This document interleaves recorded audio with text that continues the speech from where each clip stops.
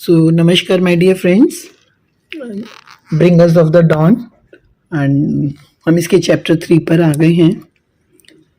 Who your gods are.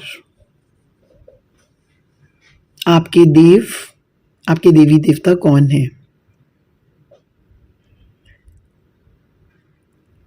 ये पुस्तक में हमें प्लेडियंस की टीचिंग्स मिल रही हैं. प्लेडियंस हमें धरतीवासियों को जो ज्ञान दे रहे हैं, हमें उसे समझना है. यहाँ पे प्लेडियंस कहते हैं, there are many misconceptions about the idea of the गॉडहुड.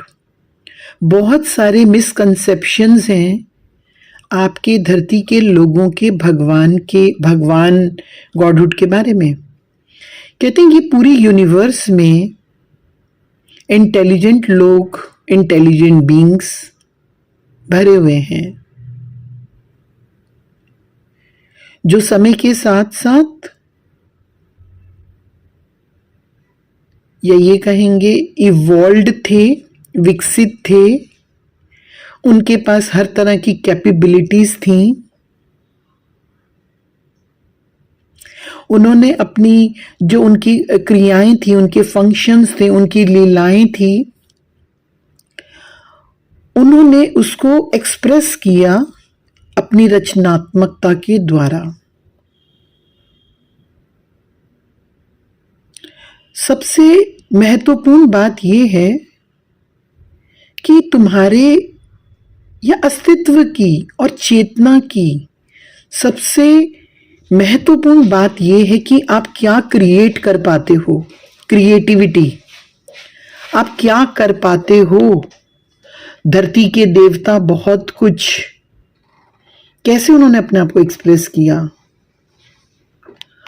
और जो रचना होती है वो बहुत सारी फॉर्म्स ले लेती है. कहते eons eons eons ago earth was but a thought in the minds of great beings who had set before themselves the task of creating new forms of existence. उनके मन में ये एक विचार था जिसमें उन्होंने धरती को एक नए रूप में देखने की सोच रखी थी. A thought. इन बीइंग्स ने, मैनी ऑफ देम बीइंग्स, उन्होंने यूनिवर्स की क्रिएशन को प्रभावित किया उस पे, और तुमने उनका नाम भगवान रख दिया. इस पॉइंट को समझना होगा. ये अस्तित्व, ये एग्जिस्टेंस, इसका सबसे महत्वपूर्ण रूप है तुम क्या रचना कर पाते हो. जो कर पाता है रचना, उसको भगवान माना जाता है. कहते हैं जो ये शुरू के बीइंग्स थे, इतने इवॉल्व लाइट बीइंग्स, लाइट की ऊर्जाओं को अपने अंदर धारण किए हुए, और ऐसे बहुत सारे बीइंग्स जिन्होंने इस यूनिवर्स को अफेक्ट किया, हमने उनका नाम भगवान रखा. बट एक्चुअली में they were the extraterrestrial light bearing energies.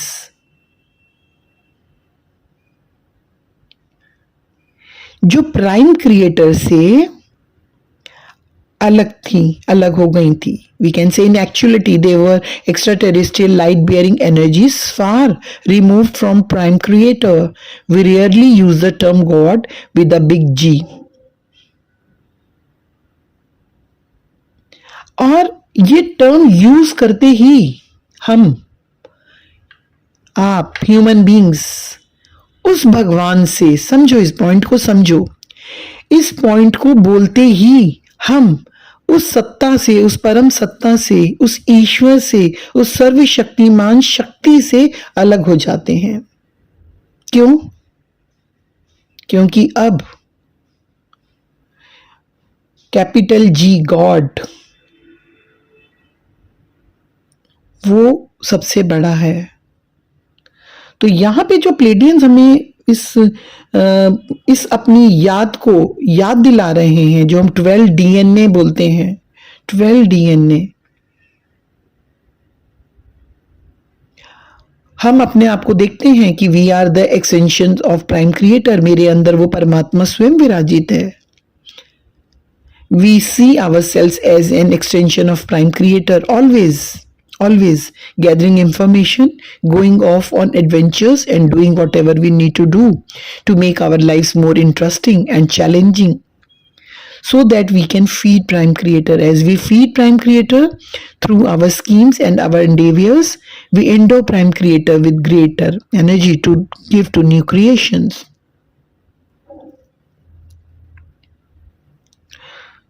हम कभी भी उस परम ईश्वर प्राइम क्रिएटर के करीब नहीं गए। इवन वो लोग भी, इवन वो एनर्जी बियरिंग बीइंग्स भी, हम लोग, इवन वो प्लेडियंस अपने बारे में बोलते हैं, इवन हम लोग भी जो कि ग्रैंडेस्ट लाइट को, वाइब्रेशंस को लिए हुए थे, उनकी भी ये सामर्थ्य नहीं थी कि इस एवोल्यूशन की स्टेज पर भी आकर वो प्राइम क्रिएटर के साथ एक हो सके।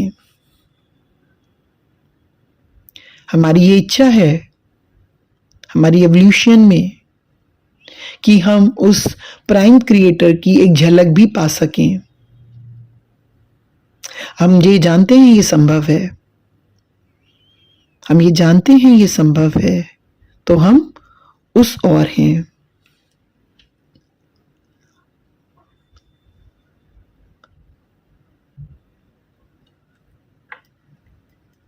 यहां पर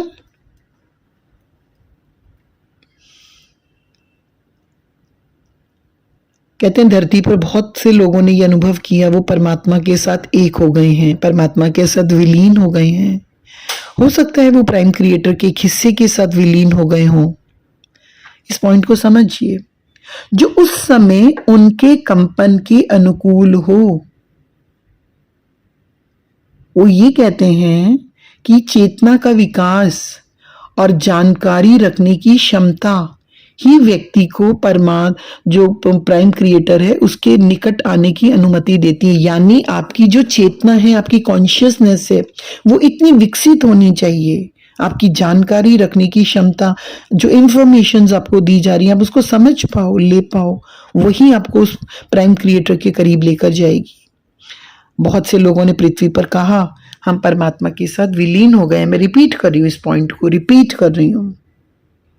यहाँ पे ये कहते हैं कि हो सकता है उस समय जो आपकी बॉडी में, आपकी चेतना में, आपकी इंफॉर्मेशंस के अकॉर्डिंगली, आपके वाइब्रेशंस में, आपकी बॉडी उस समय जो वाइब्रेट कर रही थी, उस वाइब्रेट का आप जिस परमात्मा प्राइम क्रिएटर के संग विलीन हुए हो, that is not the whole परमात्मा।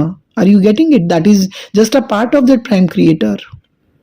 प्राइम क्रिएटर का पूरा कंपन आपके भौतिक शरीर को तुरंत नष्ट कर देगा। You can not hold that prime creator information and विलीन होना, क्योंकि आप भौतिक शरीर में उस पूरी इंफॉर्मेशन को एक उसके साथ हो ही नहीं सकते। मैं समझती हूं कि आप लोग समझ रहे हैं जो मैं समझाना चाह रही हूं, जो प्लेडियंस हमें समझाना चाह रहे हैं। बिकॉज जब हमने बात की थी 7 स्पिरिचुअल बॉडीज की, then there is no physical body when we reach at that state of consciousness. वे जो आपके लिए ईश्वर का प्रतिनिधित्व करते हैं, जिसको आप भगवान कहते हो, गॉड्स कहते हो, वो प्राइम क्रिएटर का अ वेरी स्मॉल पार्ट, उसका वो बहुत छोटा हिस्सा है। यहां तक कि प्राइम क्रिएटर भी किसी एक बड़ी चीज का हिस्सा है।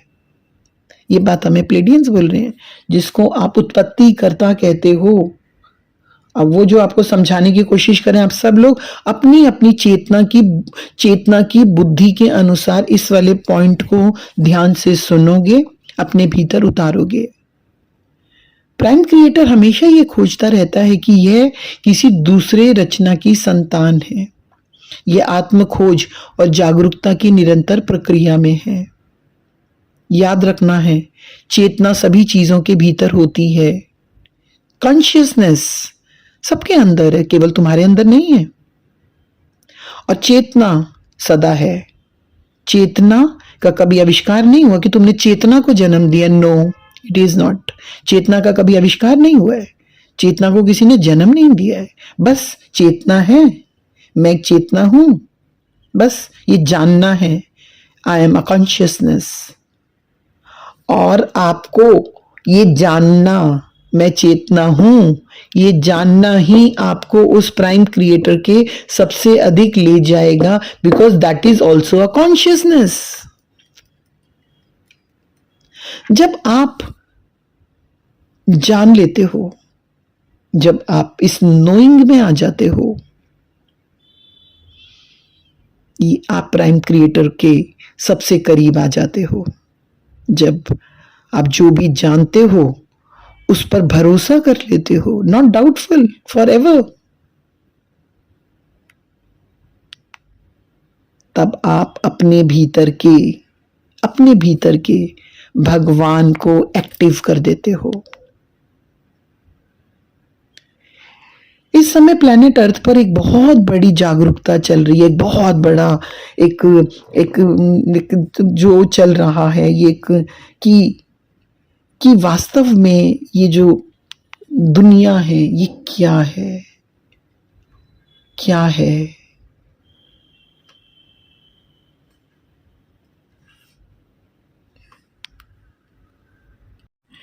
कहते हैं जैसे तुम्हारी हायरार्कीज होती हैं प्लैनेट अर्थ पर,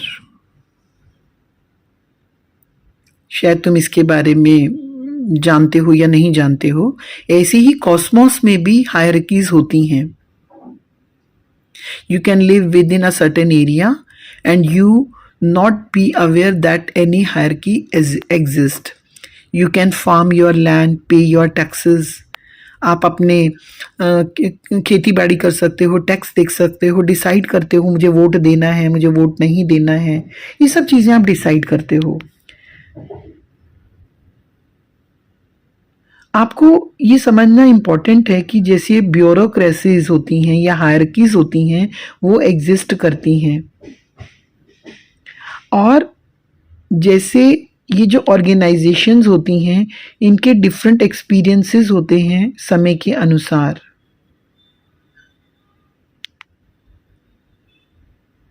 मान के चलो एक समय में कोई नज़र आया, एक समय में कोई नज़र आया, जैसे कि एक समय के दौरान में कुछ चीज़ें नज़र आती हैं, कुछ चीज़ें नज़र नहीं आती हैं। आप इस बात को ऐसा समझ सकते हो कि हजारों साल पहले क्या था एंड आज क्या है, पहले क्या था। यानी कि कुछ हायरार्कीज नज़र आती हैं, चली जाती हैं, नज़र आती हैं।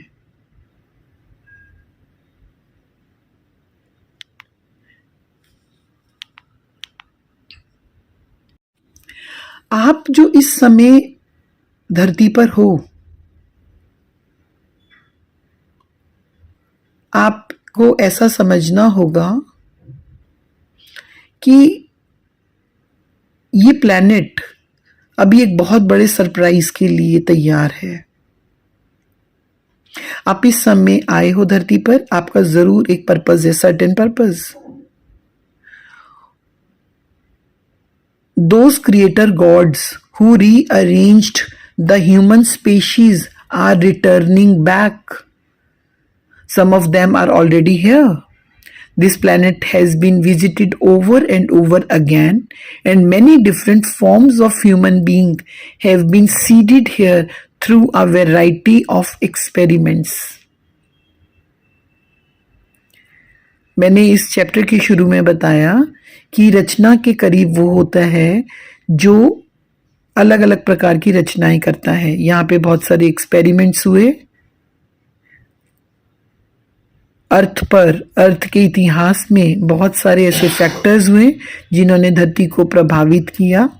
यहाँ पे ऐसी बहुत सारी सिविलाइजेशंस हुई जो मिलियंस ईयर पीछे एग्जिस्ट करती थी, वो आई, वो चली गई।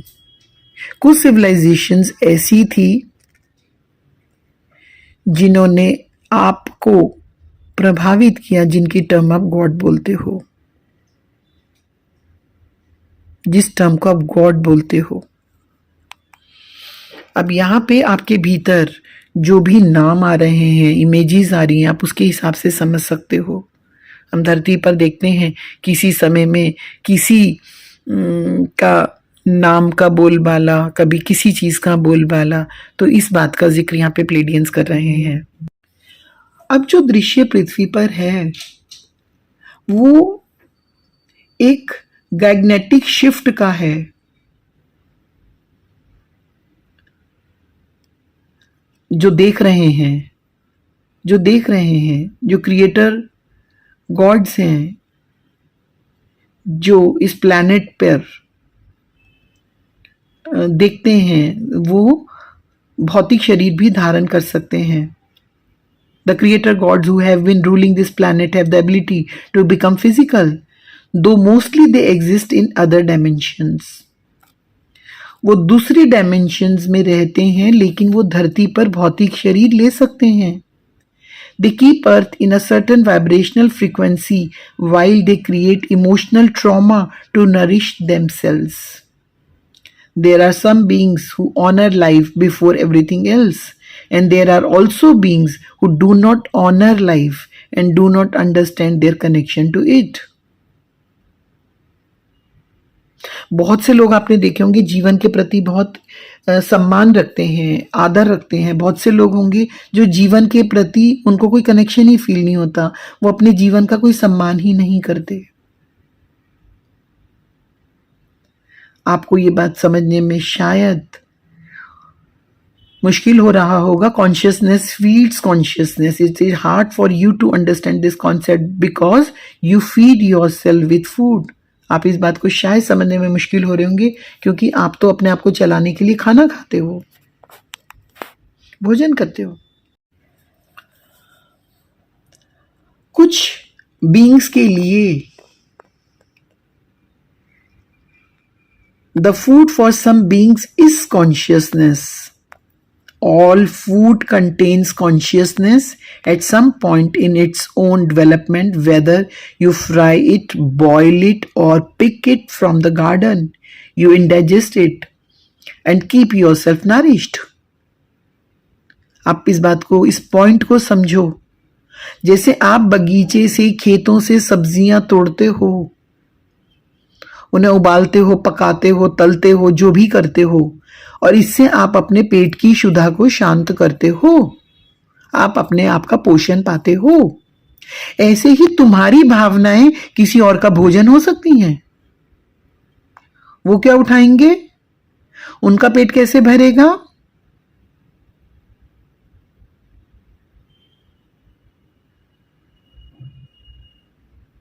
आपके इमोशंस के द्वारा।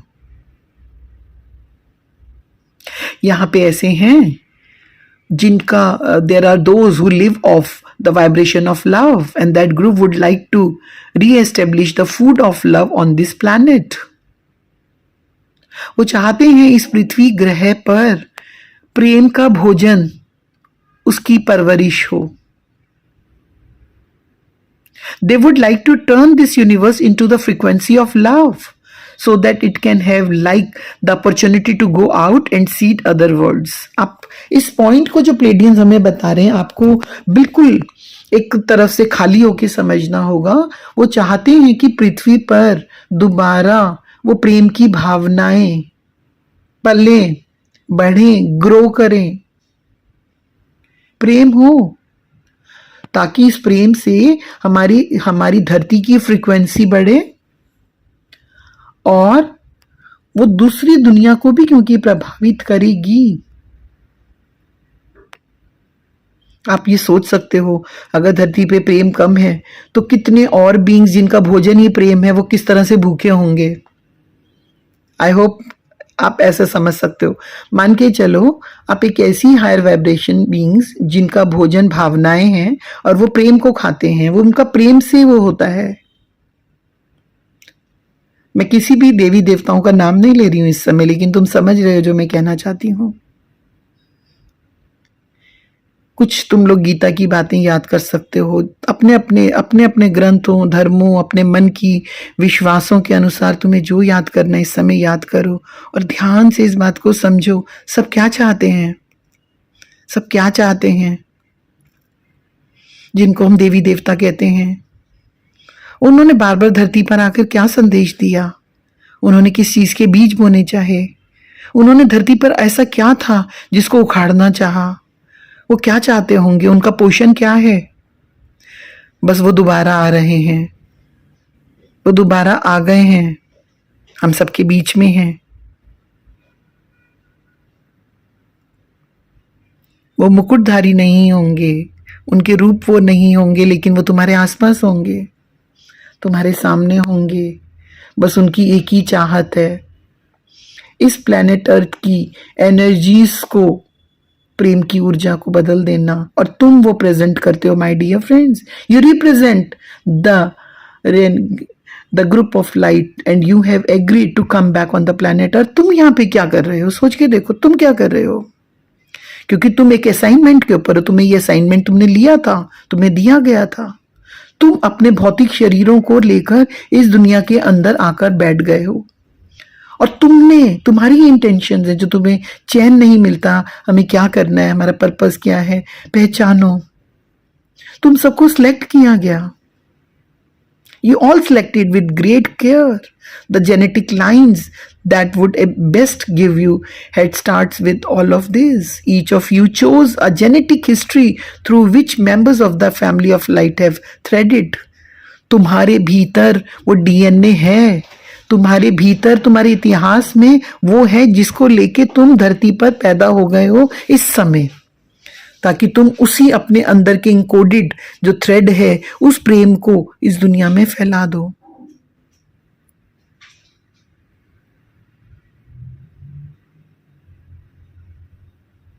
और जब प्लेडियंस हमें बता रहे हैं कि पृथ्वी पर ऐसा कोई साहित्य नहीं है जो आपको इन प्राणियों की सच्ची तस्वीरें देता हो। सभी देवता यहाँ क्रिएटिविटी, रचनात्मकता, चेतना और ऊर्जा के साथ काम करके सीखने और अपना खुद का विकास बढ़ाने के लिए आए थे। कुछ बहुत सफल हुए और स्वयं के पाठों में महारत हासिल की।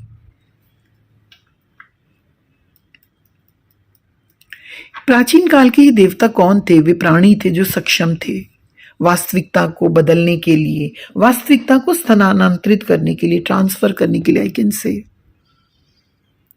और मनुष्य ने परंपरागत रूप से प्राणियों को ईश्वर कहा, जो ऐसा काम करते हैं, क्योंकि वो ऐसा काम करते हैं जो मानव जाति नहीं कर सकती।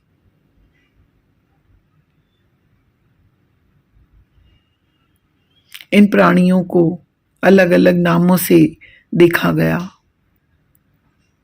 आपने देखे होंगे पंख वाले प्राणी, आपने देखे होंगे जिनके जिनके जिनकी आपने ऐसी कलाकृतियां, संकेत, आपको इस तरह की इमेजेस आपको मिली होंगी। उन्होंने कैसे कहानियां बनाई, आपको बताया गया ये प्राणी देवता हैं।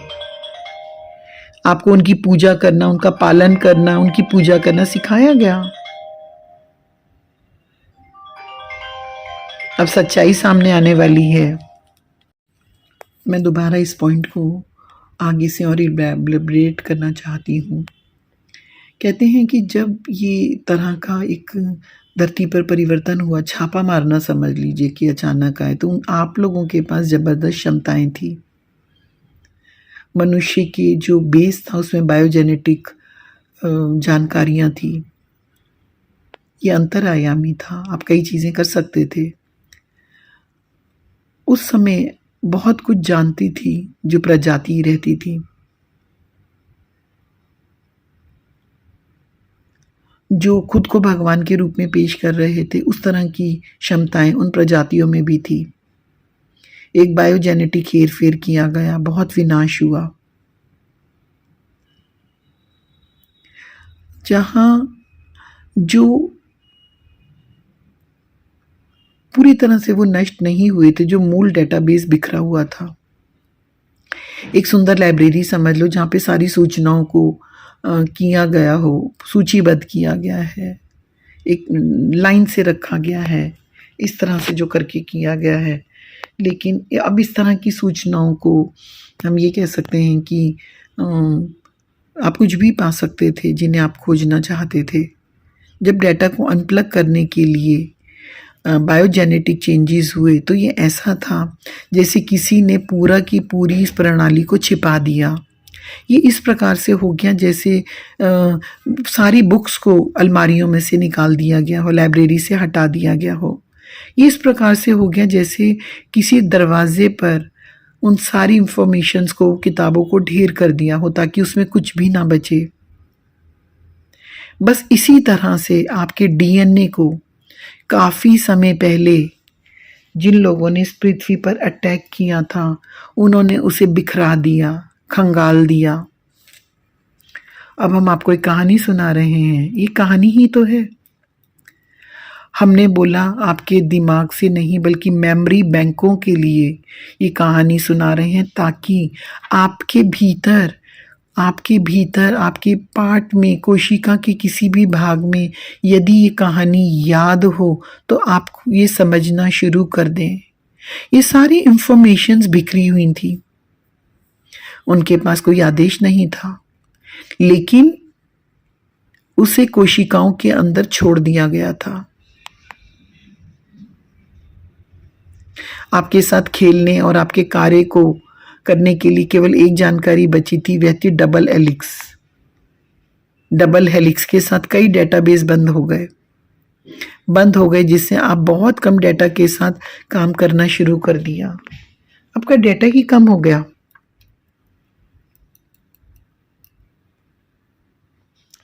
चेतना के कई पहलुओं द्वारा खुद को एक बड़े जी के साथ भगवान के रूप में पेश करने से आपके लिए हेरफेर करना, नियंत्रित करना आसान था।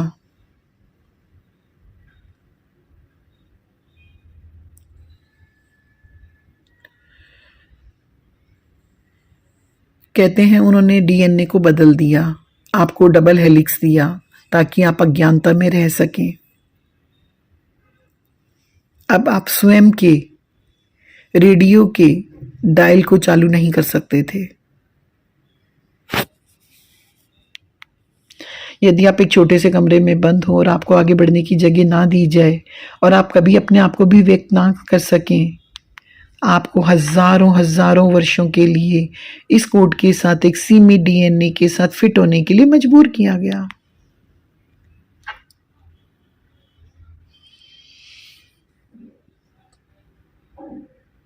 अब दोबारा पृथ्वी पर ये रोमांचकारी परिवर्तन हो रहे हैं। दोबारा डीएनए की व्यवस्था हो रही है, दोबारा नए नए हेलिक्स और नए नए स्ट्रैंड्स बन रहे हैं। प्राइम क्रिएटर से विद्युत चुंबकीय ऊर्जाओं के द्वारा आपके शरीर में बिखरे हुए डाटा को एक साथ खींचा जा रहा है और हम यहाँ पर आपकी हेल्प करने के लिए और अपने आप को विकसित करने के लिए हैं। जैसे जैसे ये पुनर्संयोजन का काम आता है, आपका ये जो डाटा है आपकी चेतना में एक शिफ्ट हो रही है, आप असेंड हो रहे हैं, असेंशन हो रही है। आपकी मस्तिष्क में बहुत सारी कोशिकाएं हैं जो निष्क्रिय रूप में पड़ी हुई हैं, वो जागृत हो रही हैं। अब आप अपने पूरे भौतिक शरीर के उपयोग में आएंगे, ना कि उस छोटे प्रतिशत के साथ जिसके साथ आप काम कर रहे हैं। Very simple. अब 2 डीएनए के साथ नहीं, 12 डीएनए के साथ आप अपना काम करेंगे। इस परिवर्तन, इस जागरूकता से दुनिया का हर स्थान प्रभावित हो रहा है। 12 डीएनए एक्टिवेशंस की जो भी प्रक्रियाएं चल रही हैं वो जानकारी के आधार पर बेस हैं।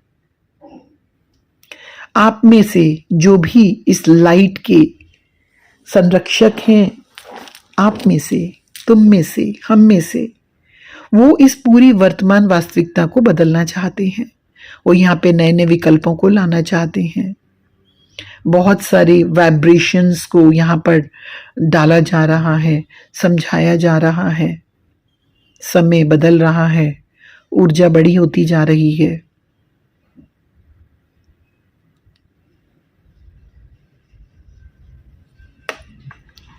बहुत से लोग बिना तैयारी के अचानक इस वाइब्रेशंस को महसूस कर रहे हैं, कुछ मेडिटेशन के द्वारा महसूस कर रहे हैं।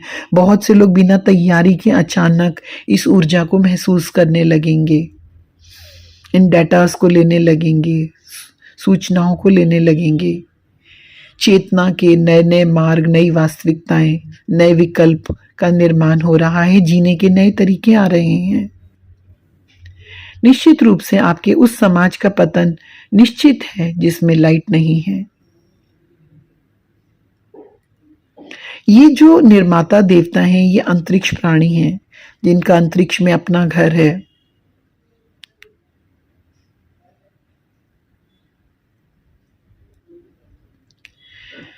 तीन लाख साल पहले, अधिग्रहण से पहले ये कार्य हुआ था।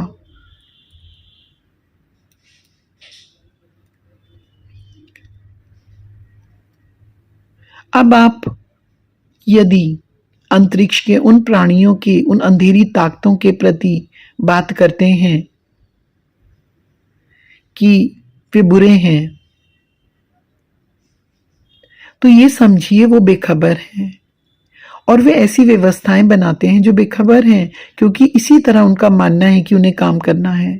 एक समय में वो लड़े थे और खुद को ज्ञान से अलग कर दिया था, इसलिए अब वे अपने मौजूदा ज्ञान और जीवन पर सख्त हैं। ये अंतरिक्ष प्राणी, इन्हें लीजीज कहा जाता था। आप में से बहुत लोग इस लीजीज यानी सरीसर्प की यादों तक पहुंचना शुरू कर देंगे यदि आप एक भ्रम में हैं, यदि आप मानते हैं कि आप हमेशा मनुष्य के रूप में अवतार लेते हैं। आप सृष्टि का अनुभव करने, सृष्टि के बारे में जानकारी एकत्रित करने और सामूहिक रूप से इसे समझने के लिए अवतार लेते हैं। अगर आप ये कहते हैं मुझे सब कुछ पता है, मान के चलो आप कहते हो मुझे खाने के बारे में सब पता है, नहीं, अपनी सीमाओं का विस्तार करना शुरू करें और महसूस करें कि आपको ऐसी कई चीज़ों का अनुभव करना है जो सभी के जीवन में चमक लाती है। जो क्रिएटर गॉड्स हैं वो कई रूपों में जन्म लेते हैं, वो सारे लीजी नहीं हैं। ऐसे भी क्रिएटर गॉड्स हैं जो कीट के समान हैं। हम प्लेडियंस उन देवताओं के संग, उन क्रिएटर गॉड्स के संग जुड़े हुए हैं जो पक्षी के समान और सरीसर्प हैं। ऐसे लोग जो अंतरिक्ष से आए और जिन्होंने अलग अलग संस्कृतियों में पक्षियों की ऊर्जा के साथ काम किया। यदि आप इजिप्ट, साउथ अमेरिका और नॉर्थ अमेरिका में उनकी प्राचीन कल्चर्स को देखते हो तो आपने ऐसे चित्र अनेकों देखे होंगे जिनमें पक्षियों और सरीसर्पों के लक्षण दिखाई देंगे। एक समय ऐसा था जब वो साथ काम करते थे, कभी कभी वे लड़ते थे। जैसे जैसे आप समझेंगे कहानी बड़ी होती जाएगी। जब आप माता पिता बनने का फैसला करते हैं तो आप अपने बच्चों से सीखने और उनके कल्याण के लिए जिम्मेवार होते हैं।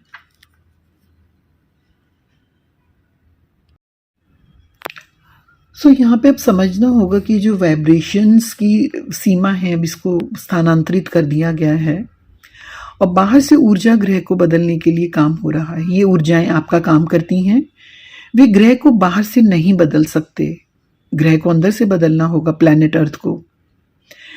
जैसे कि अगर एक बर्तन है और उसमें कोई भी सामग्री है, आपको उसमें कुछ भी चीज मान के चलो बनानी है फॉर एग्जाम्पल, तो आपको अंदर से बनानी होगी, बाहर से नहीं। तो परिवर्तन इस धरती के अंदर से होगा, बाहर से नहीं। अगर हम कहते हैं बाहर से परिवर्तन होगा तो नहीं होगा। जो इस पृथ्वी के अंदर बैठे हैं उन्हें परिवर्तन करना होगा। ऊर्जाएं केवल रचनात्मक ब्रह्मांडीय किरणें लाती हैं। वो एनर्जीज आ सकती है जो ब्रह्मांड की है, वो आपके शरीर में प्रवेश करेगी। आपको इस बात को समझना होगा। You are receiving that creative cosmic energies and those energies you are receiving from your body और वो आपकी बॉडी में आ रही हैं। आपके शरीर के अंदर विकासवादी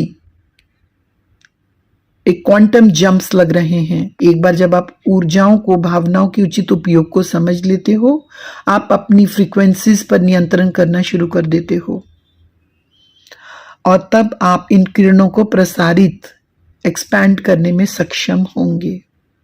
तब आप इस अस्तित्व के स्तर को भय की फ्रीक्वेंसीज नहीं खिलाएंगे। जैसे जैसे इस ग्रह पर भय की वाइब्रेशंस कम होने लगेंगे,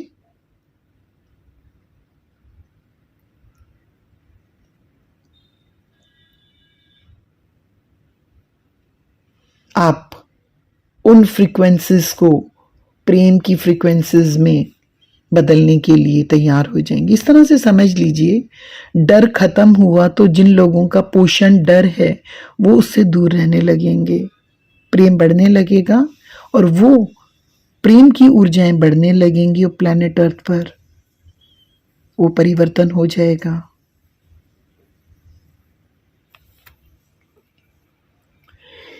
किसी ग्रह पर आने के लिए आपके पास उसमें प्रवेश करने के लिए एक पोर्टल या एक रास्ता होना चाहिए जब आप अंतरिक्ष में करते हैं। लेकिन यदि आपको पोर्टल नहीं मिलता तो आपके ग्रह के जो है उसमें आप उसमें प्रवेश नहीं कर सकते, है ना? आप इस बात को समझ रहे हैं ना? पोर्टल्स आपको उस ग्रह के आयाम में प्रवेश करने की अनुमति देते हैं। जैसे आपका घर, आप डोर खोलते हैं, आप सामने वाले के लिए गेट खोलते हैं तो वो आपको अंदर आने देता है। लेकिन यदि कोई डोर ही ना हो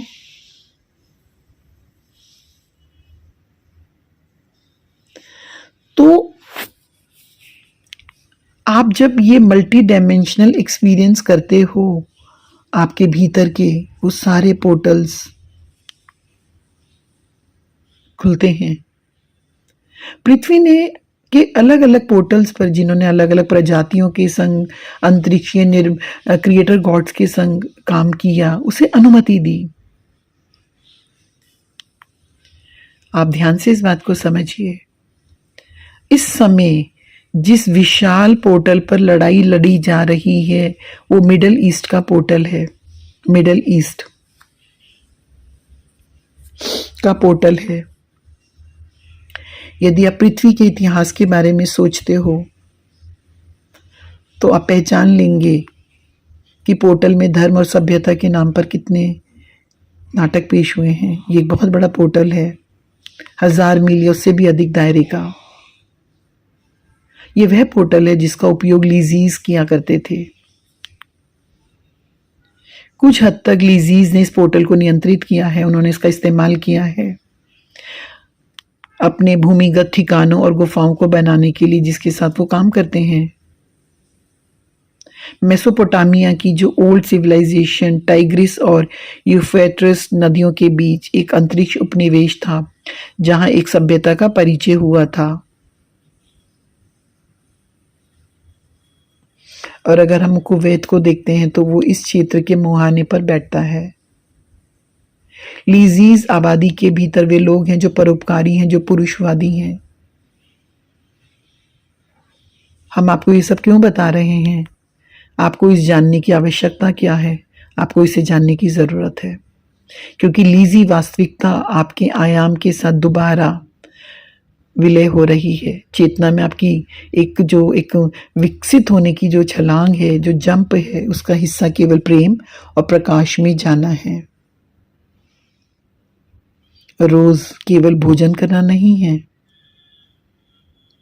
आपको समझना चाहिए वास्तविकता कितनी जटिल है, रियलिटी के कितने अलग अलग रूप हैं और वे सभी आप कैसे हैं। आपको उनके साथ शांति बनानी है।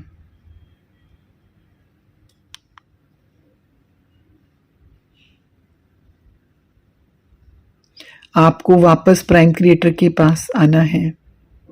हमेशा याद रखें ये एक फ्री विल जोन है, एक दिव्य योजना है जो आखिरी योजना होगी। आखिरी कार्ड खेला जाएगा।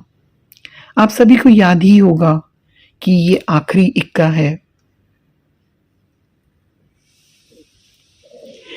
इस ग्रह पर नाटक की प्रकृति काफी दिलचस्प है।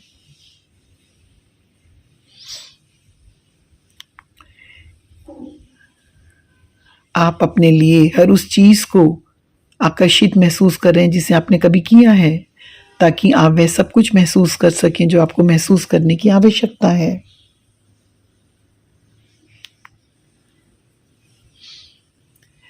जो दैवी योजना के कारण प्राचीन काल के रचयिता देवताओं को इस समय वापस बुलाया जा रहा है। उन्हें इसमें भाग लेना चाहिए और समझना चाहिए उनकी फ्रीक्वेंसीज को बदला जा रहा है। प्रकाश लाइट फैमिली के सदस्यों के रूप में आप नहीं भूले हैं, आप नहीं भूले हैं। आपका काम समझ है, ग्रह पर समझ और समझ को खींचना, जो इन ऊर्जाओं को स्थिर करेगा और बनाने की शक्ति उत्पन्न करेगा। इस ग्रह पर प्रकाश को कम करके आंका जाता है।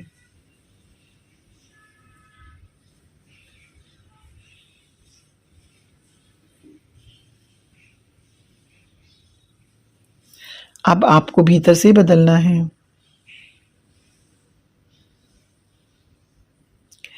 मूल योजनाकार इस ग्रह पर वापस आवृत्ति के संबंध में पसंद की स्वतंत्रता लाना चाहते हैं। पसंद विकास की, विकसित होने की इस आखिरी समय के लिए यहाँ के जो देवता हैं वो फ्रीक्वेंसीज का उपयोग करते हैं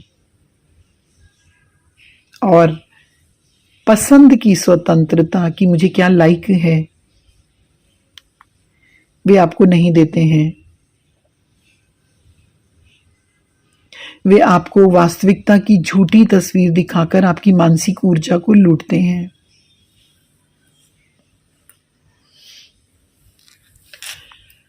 हम ये नहीं कह रहे देवता बुरे हैं, हम आपको केवल उन घटनाओं के बारे में सूचित कर रहे हैं जो घटित होती हैं और आप इन घटनाओं में कितने मासूमियत से शामिल हो जाते हैं।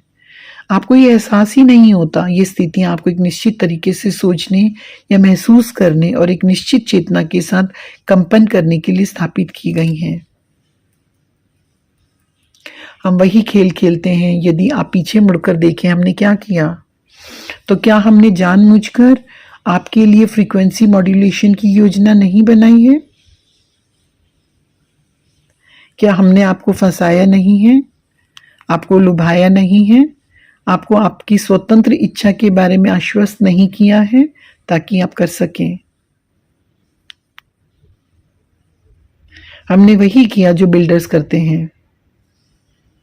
आप सभी के लिए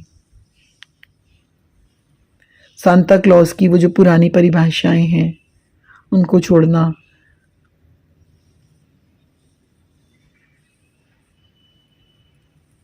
हम यहाँ पे ये कहने नहीं आए हैं कौन सही है कौन गलत है, कौन इसमें है या नहीं है। हम केवल ये बताने आए हैं आप अपने पुराने टूल्स को आगे बढ़ाएं। आपकी कुछ श्रद्धा और निष्ठा जिन विश्वास प्रणालियों के प्रति रही है जो अब आपकी सेवा नहीं करेंगे, एक समय आएगा जब आपको अपने आप एक समय आएगा जब आप में से प्रत्येक उस कदम से आगे बढ़ जाएगा जिस समय हम इस समय आपका नेतृत्व कर रहे हैं। एक और ऊर्जा ये कह पाएगी ठीक है, जब प्लेडियंस आपको ये दिखा रहे थे तो ये बहुत अच्छा था, वे आपको इधर उधर ले गए, आइए हम आपको आगे लेके चलते हैं। विकास को कोई नहीं रोक सकता क्योंकि ऐसा कुछ भी नहीं है जो उस ग्रह को दिया हो।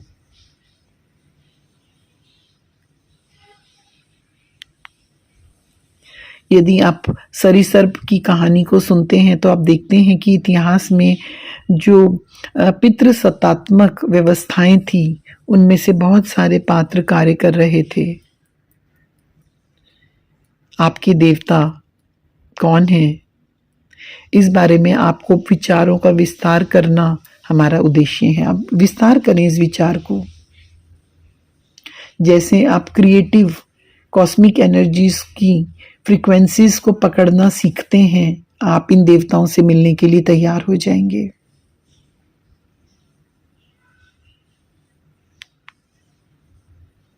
उनमें से कुछ पहले से हैं, जैसे मैंने कहा वो आपकी सड़कों पे चलते हैं, आपकी सरकारों आपके कार्यस्थलों में भाग लेते हैं, वे यहाँ देखने के लिए हैं। आपको समझना चाहिए कि इन दिव्य ऊर्जाओं को, अलौकिक ऊर्जाओं को पहचाना कैसे जाए। ये एक स्वतंत्र ब्रह्मांड है, इसलिए यहाँ जीवन के सभी रूपों की अनुमति है। यदि कोई ऊर्जा आपको डराने, आपको हेरफेर करने या आपको नियंत्रित करने का प्रयास करती है, तो ये एक ऐसी ऊर्जा नहीं है जिसके साथ काम करना आपके हित में होगा। हाईएस्ट, उच्चतम हित। अब आपके पास एक विकल्प है, आप किसके साथ काम कर रहे हैं।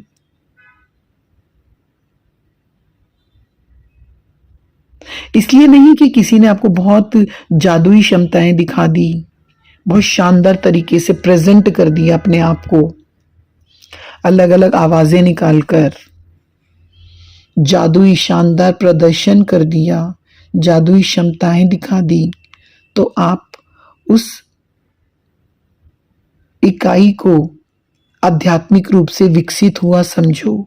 आपको परखना आना चाहिए, परखना सीखो। आप सबसे महत्वपूर्ण समय में जी रहे हो जब ऊर्जा जीवंत हो रही है।